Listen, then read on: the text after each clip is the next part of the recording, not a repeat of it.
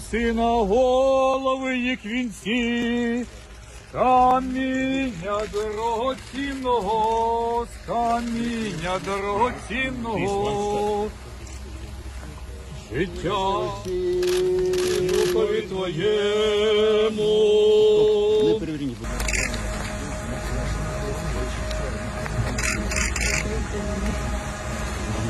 Я, Леся, беру тебе, Валерій, за чоловіка, і вітаю тобі любові, вірності і чесність подружню, і не залишу тебе аж до смерти. В цьому допоможи мені, Боже, ти святий єдиний і всесвятий.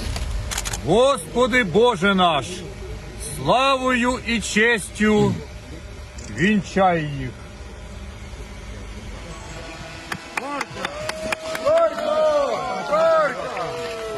Поздравляем молодоженов!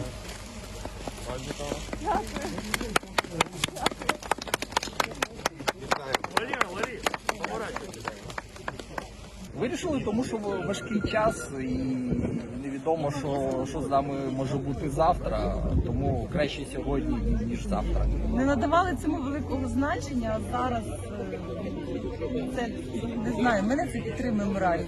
Деякі речі переоцінюються в подібній ситуації. Амір.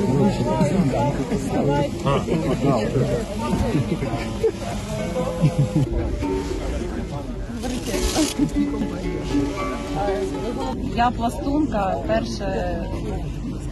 перший закон пластуна, перше правило – це бути вірним Богові і Україні.